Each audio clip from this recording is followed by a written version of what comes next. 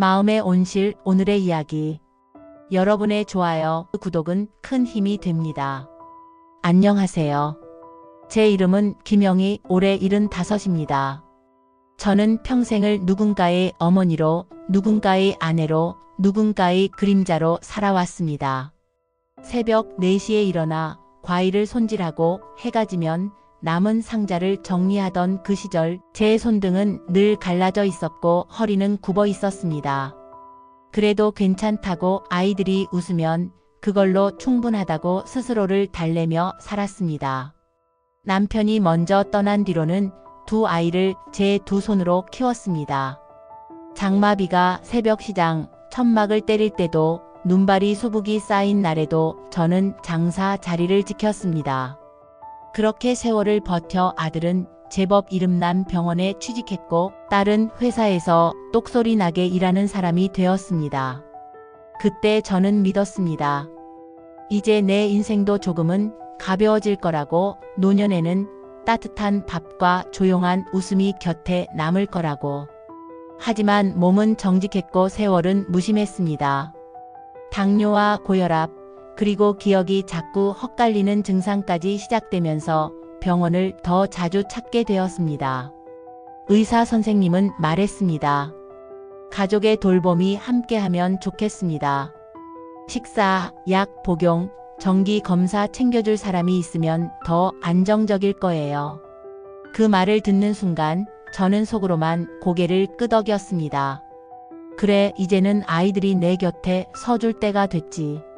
아들에게 조심스레 말문을 열었을 때 방 안에는 이상한 정적이 흘렀습니다. 며느리는 컵에 남은 물을 바라보며 눈을 피했고 손주는 태블릿 화면을 손가락으로 넘기고 있었습니다. 저는 두 손을 맞잡고 말했습니다. 엄마가 요즘 기억이 좀 오락가락해서 혹시 당분간 내내 집에서 같이 지내면 어떨까? 아들은 한참을 뜸들이다가 낮은 목소리로 말했습니다. 엄마, 우리도 사정이 있어서 일단 요양보호사를 알아보면. 그 말 끝에 붙은 말줄임표가 제 가슴에 박혔습니다. 말이 끝났지만 끝나지 않은 그 침묵이 수십 년 전 시장 바닥에서 젖은 손을 비비던 제 모습을 떠오르게 만들었습니다. 그날 밤 외출용 가방을 꺼내다 다시 집어넣고 다시 꺼냈다가 또 집어넣기를 몇 번이나 반복했습니다. 누군가의 짐이 되는 것이 이렇게도 두려운 일이라는 걸 저는 그날 선명히 알았습니다. 며칠 뒤 텔레비전에서 실버타운 광고가 흘러나왔습니다. 햇빛이 비치는 실내 온수풀, 전문 간호 인력, 응급 호출 버튼, 입주자들의 웃음. 화면 한 귀퉁이에 흘러간 문장이 제 시선을 붙들었습니다. 가족에게 미안하지 않은 노년. 저는 리모컨을 내려놓고 한참을 앉아 있었습니다. 미안하지 않은 노년, 그 말이 제게는 기도 같았습니다. 상담을 예약해 방문한 날, 저는 오래된 코트를 꺼내 입었습니다. 안내 직원은 제게 따뜻한 차를 건네며 천천히 설명했습니다. 24시간 상주 간호사, 식단 관리, 물리치료, 독서 모임, 그림 수업, 텃밭 가꾸기, 주말 음악회. 벽면에는 계절마다 바뀌는 프로그램 포스터가 붙어 있었습니다. 저는 계약서의 작은 글씨들을 꼼꼼히 읽다가 마지막 줄에서 펜을 내려놓았습니다. 입주 보증금, 월 생활비. 제 노후 자금의 대부분을 써야 했습니다. 허나 이상하게도 손이 떨리지 않았습니다. 저는 펜을 들어 사인했습니다. 이젠 나를 위하여. 입주 첫날 방 창문 너머의 정원에 라벤더가 흔들렸습니다. 향이 코끝에 닿자 마음이 약간 느슨해졌습니다. 일정표에는 요가, 회상치료, 음악 감상, 산책이 적혀 있었습니다. 저는 오리엔테이션에서 옆자리에 앉은 최할머니와 인사를 나누었습니다. 딸은 외국에 살고 아들은 가까이 있어도 바빠서요. 그분의 말에 저는 고개를 끄덕였습니다. 우린 비슷하네요. 그날 밤 침대에서 뒤척이며 저는 제 서랍에 넣어둔 봉투를 떠올렸습니다. 몇 년 전부터 조금씩 모아온 돈, 그리고 남편의 낡은 시계. 자식에게 남길지 내 삶을 위해 쓸지 오래 고민했던 것들. 불 꺼진 천장을 바라보다가 저는 조용히 마음을 정했습니다. 이제는 미안하지 않은 노년을 살자. 내 삶을 내가 책임지자. 이곳의 아침은 잔잔했습니다. 창문으로 들어오는 햇살이 커튼 끝을 끌고 들어와 바닥에 부드러운 금빛을 깔았습니다. 식당에는 죽과 반찬이 놓였고 영양사가 테이블을 돌며 혈당과 식사량을 체크했습니다. 김영희 어르신, 오늘은 소금 조금만 줄여볼까요? 저는 웃으며 고개를 끄덕였습니다. 식사 후에는 회상치료 시간. 사회복지사가 오래된 사진을 보여주며 각자의 이야기를 꺼내게 했습니다. 누군가는 전쟁통의 피난길을 말했고 누군가는 첫사랑의 편지를 말했다가 웃음과 눈물을 함께 쏟았습니다. 제 차례가 오자 저는 시장의 새벽 냄새와 젖은 비닐의 감촉을 이야기했습니다. 모두가 조용히 제 말을 들었습니다. 그 순간 저는 내가 여전히 누군가에게 이야기를 들려줄 수 있다는 사실이 고마웠습니다. 일주일쯤 지났을까요? 아들에게서 전화가 왔습니다. 화면에 이름이 뜨는 걸 보자 심장이 한번 크게 뛰었습니다. 엄마, 거기 괜찮아? 생활비가 너무 부담되면 말하고 저는 일부러 밝게 답했습니다. 괜찮다. 프로그램도 많고 밥도 잘 나온다. 잠시 침묵. 그 침묵 속에서 저는 예전과 다르게 흔들리지 않았습니다. 엄마, 봄 되면 같이 여행이나 그래, 그때 보자. 전화를 끊고 창밖을 보니 정원길에 작은 새 그림자가 움직이고 있었습니다. 저는 조용히 의자를 끌어 정원으로 내려갔습니다. 정원에서 만난 박 할아버지는 매일 아침 장미를 돌보았습니다. 젊어선 못하던 걸 늙어서 배우네. 그의 손이 가지 끝을 조심스레 다듬을 때 저는 오래전 장사 끝에 손톱 밑에 낀 때를 칫솔로 문지르던 제 손을 떠올렸습니다. 우리는 서로의 손을 보며 웃었습니다. 말수가 적은 사람들과 나누는 짧은 미소가 오래된 피로를 조금씩 덜어내 주었습니다. 한 달이 지나자 저는 이곳의 길을 외웠습니다. 로비에서 오른쪽으로 꺾으면 작은 도서관, 왼쪽으로 가면 물리치료실. 오후 해가 기울 무렵 도서관 유리창에는 붉은 빛이 흘렀고 그 빛 속에서 책장을 넘기는 소리가 더 또렷해졌습니다. 저는 틈틈이 일기를 썼습니다. 오늘은 엉덩이 근육을 자극하는 운동을 배웠다. 발 뒤꿈치를 들었다. 내리는 동작이 생각보다 쉽지 않았다. 그러나 내일은 조금 더 잘할 것이다. 그 즈음 딸에게서도 연락이 왔습니다. 엄마, 그곳 사진 좀 보내줘. 저는 복도 화분과 식당 창가, 내 방 책상 위에 낡은 시계를 찍어 보냈습니다. 잠시 후 딸에게서 답장이 왔습니다. 엄마, 시계가 참 예쁘다. 아빠가 쓰시던 거지? 저는 짧게 답했습니다. 그래. 아직도 잘 간다. 그날 밤 저는 시계를 닦아 작은 천으로 감쌌습니다. 누군가의 시간이던 것이 이제는 내 손에 남아 또박또박 걸음을 옮기는 소리. 그 소리를 듣는 것만으로도 마음이 놓였습니다. 봄바람이 로비 문틈을 스칠 때 실버타운에는 가족의 날 안내문이 붙었습니다. 가족과 함께하는 작은 음악회. 일요일 오후 4시. 안내문을 바라보는 이들의 표정은 제각각이었습니다. 기다림, 쑥스러움, 기대, 체념. 저는 팻말을 지나는 발걸음을 늦추지 않았습니다. 기대를 하지 않으면 실망도 덜할 거라고 제 마음의 호주머니에 조용히 접어 넣었습니다. 음악회 당일 의자는 금세 가득 찼습니다. 어떤 이는 손주의 손을 꼭 잡고 어떤 이는 며느리의 팔에 기대어 앉았습니다. 무대 앞에 앉은 저는 괜히 목을 가다듬었습니다. 무대 위 플루트 소리가 로비를 부드럽게 채웠습니다. 곡이 끝날 때마다 박수가 퍼졌습니다. 저는 박수 사이사이 빈 의자 하나를 자꾸만 보게 되었습니다. 괜찮다. 마음속으로 여러 번 말했다가 마침내 한 번 크게 숨을 내쉬었습니다. 음악이 이어졌고 제 가슴의 빈자리도 천천히 공기처럼 커졌다, 작아졌다를 반복했습니다.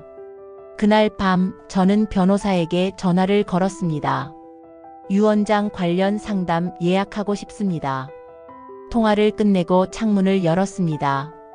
밤 공기가 차갑게 방 안으로 들어왔습니다. 저는 두 손을 비벼 체온을 모았습니다. 남은 돈을 어떻게 쓸 것인가? 너무 오래 미뤄둔 질문이었습니다. 자식에게 미안함으로 남길 것인가? 아니면 내 삶을 위해 혹은 다른 누군가를 위해 쓸 것인가? 저는 침대에 앉아 한참을 생각했습니다.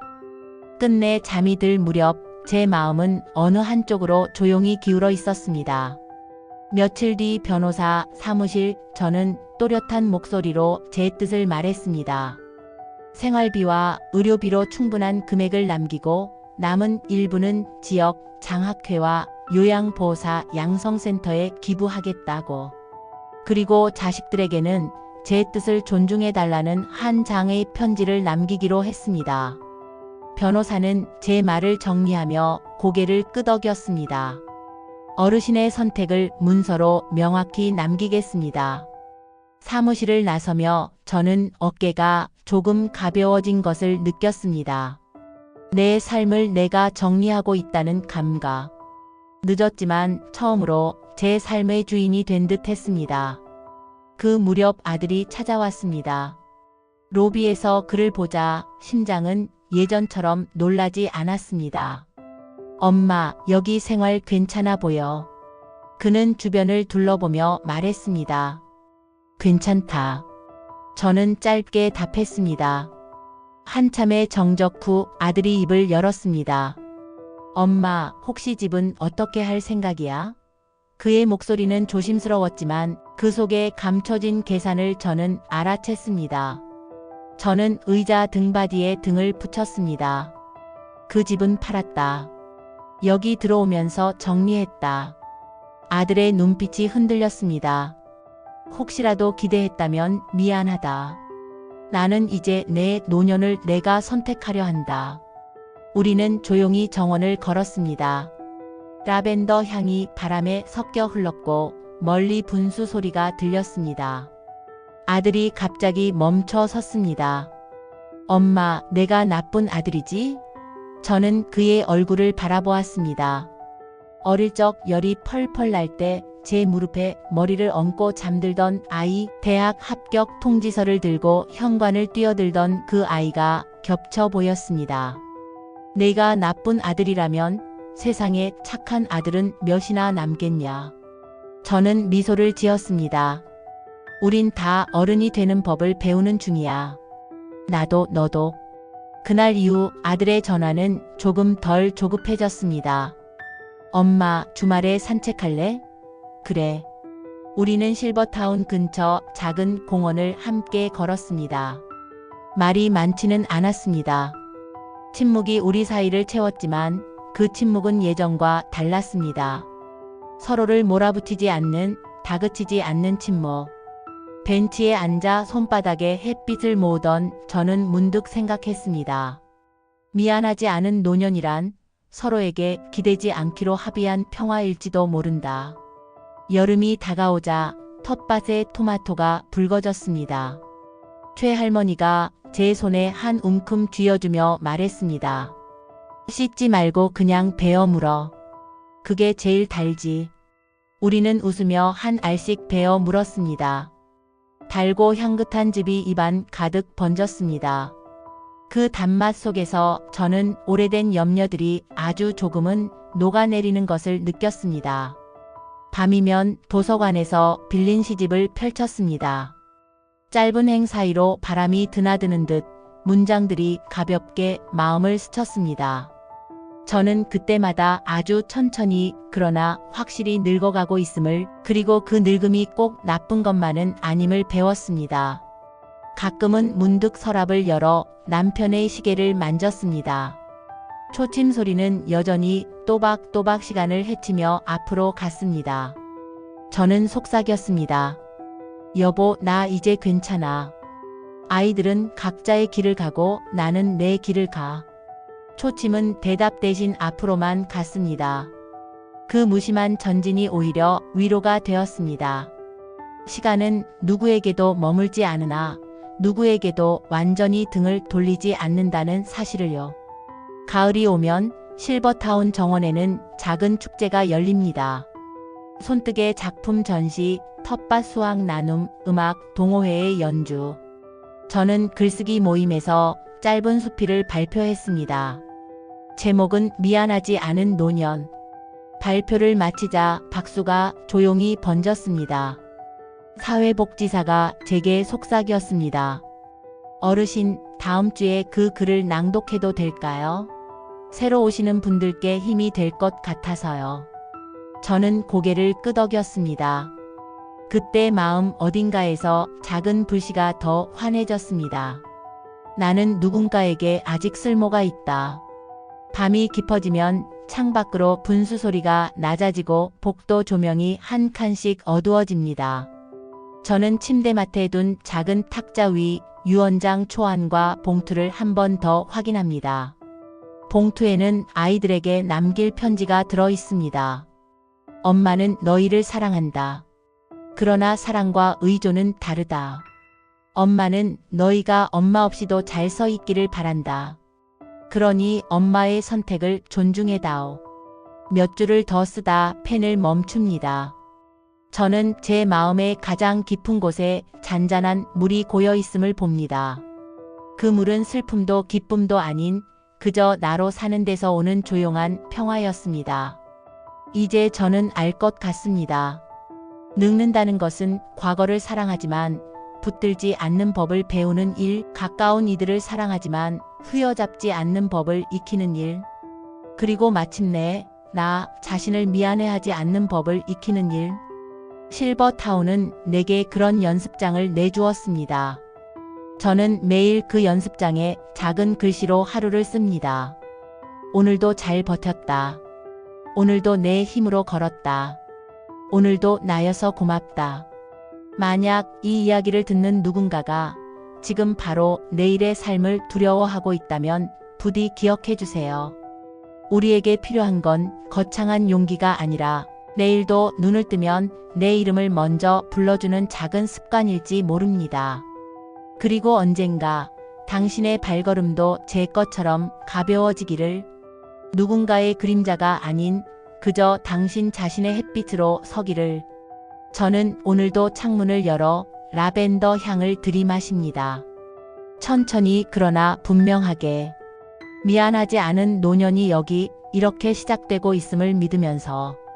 겨울 초입 누군가의 낙엽처럼 마음이 툭 떨어지던 날이었습니다. 물리치료실에서 균형 잡기 운동을 하다가 저는 잠깐 발을 헛디뎠고 본능적으로 손을 뻗는 사이 팔꿈치를 부딪혔습니다.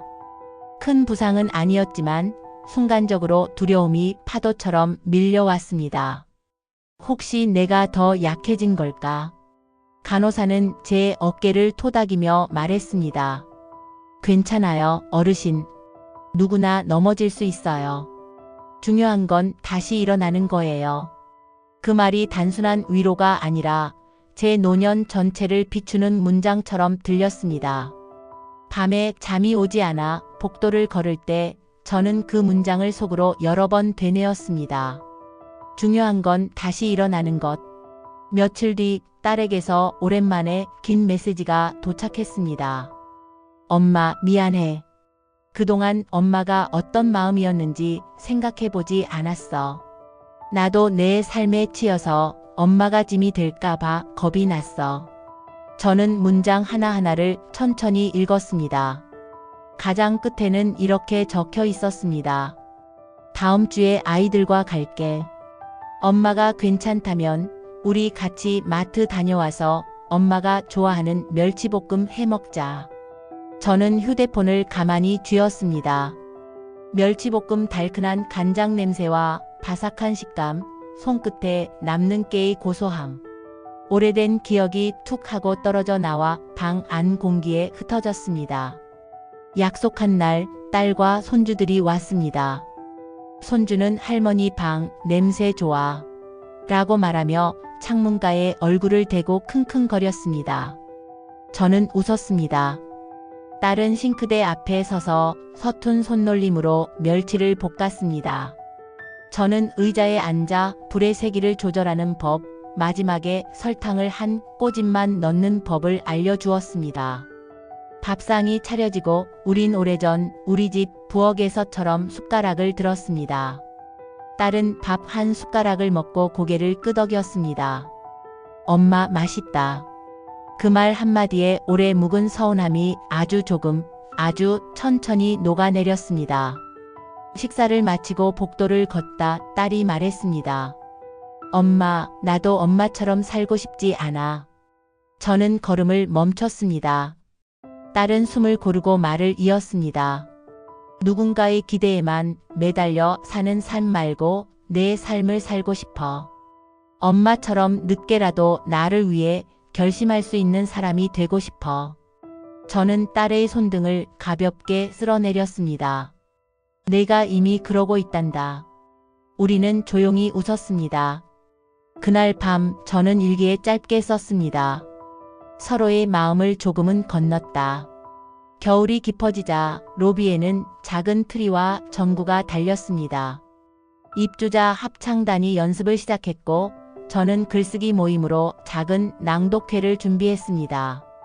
사회복지사가 제게 마이크를 건넸습니다. 저는 숨을 들이마시고 또박또박 읽었습니다. 노년은 주저앉는 시간이 아니라 이름을 다시 배우는 시간입니다. 나는 더 이상 누군가의 그림자가 아닙니다. 나는 김영희입니다. 읽는 동안 손이 떨렸지만 목소리는 흔들리지 않았습니다. 낭독이 끝나자 박수가 차분히 퍼졌고 박 할아버지가 제게 엄지를 들어 보였습니다. 저는 오랜만에 무대가 두렵지 않았습니다. 연말이 다가올 무렵 아들에게서 편지가 도착했습니다. 또박또박 눌러 쓴 글씨였습니다. 엄마, 나는 엄마가 실버타운에 들어간 게 처음엔 이해가 안 됐어. 내가 실패한 아들 같아서. 그런데 몇 번 엄마를 보고 엄마 이야기를 들으면서 생각이 바뀌었어. 엄마가 엄마를 선택한 거구나. 나도 내 삶에서 그런 선택을 해본 적이 없었어. 늘 누군가의 기대를 따라만 살았거든. 엄마 덕분에 나도 어른이 되는 법을 배우는 중이야. 고맙습니다. 저는 편지를 서랍에 넣었다 다시 꺼내 여러 번 읽었습니다. 종이에 잉크가 마음에 스며드는 동안 저는 조용히 울었습니다. 울음은 더 이상 서러움이 아니라 오래된 매듭이 하나 풀릴 때 나는 소리 같았습니다. 어느 비 오는 날 저는 대청소를 하며 오래된 사진과 서류들을 정리했습니다. 남편의 맞춤 정장 영수증, 아이들의 초등학교 안내장, 시장 상인의 회비 영수증, 그리고 제 이름으로 처음 통장을 만들던 날의 은행 도장. 종이에서 먼지를 털어내며 저는 생각했습니다. 내가 지나온 삶은 한 줄의 영웅담이 아니라 수많은 작은 결정의 기록이었다. 그리고 오늘의 나도 그 작은 결정들의 연장선에 서 있다. 봄이 다시 오면 라벤더는 또 피고 질 것입니다. 저는 그 사이사이 나의 계절을 천천히 통과할 것입니다. 혹시 다리가 더 약해지면 휠체어를 타고 정원을 돌겠지요. 손가락이 굳어지면 붉은 펜으로 일기를 쓰고 눈이 침침해지면 더 큰 책을 빌려 읽겠습니다. 어쩌면 언젠가는 제 이름이 도서관 대출기록에서 마지막으로 남는 날이 올지도 모릅니다. 그래도 괜찮습니다. 제 이름이 사라져도 제가 오늘 쓴 이 하루는 사라지지 않을 테니까요. 마지막으로 아이들에게 남길 말이 있습니다. 너희가 태어난 날 나는 세상에서 가장 강한 사람이 된 줄 알았다. 그러나 사실 나는 언제나 흔들리는 사람이었다. 그래도 너희 앞에서만은 흔들리지 않으려 애썼다. 이제 알았다. 진짜 강함은 흔들리지 않는 데 있지 않고 흔들릴 때 다시 중심을 찾는 법을 아는 데 있다고. 그러니 너희도 흔들릴 때 서로 기대되면 좋겠다. 다만 기대는 기대일 뿐 의존이 되지 않도록 서로의 등을 가볍게 두드려주면 좋겠다. 실버타운의 밤은 매일 같지만 내 마음은 매일 다릅니다. 어떤 날은 더 단단하고 어떤 날은 더 유연합니다. 그러나 분명한 건 하나, 나는 오늘도 나를 미안해하지 않기로 했다는 것입니다. 내일 아침이 오면 나는 다시 내 이름을 먼저 불러볼 것입니다. 김영희, 잘 지내자. 오늘도 천천히 그러나 단호하게 라벤더 향을 크게 들이마시며 내 삶의 마지막 계절을 스스로의 손으로 반짝이게 만들 것입니다. 창을 조금 열어둡니다.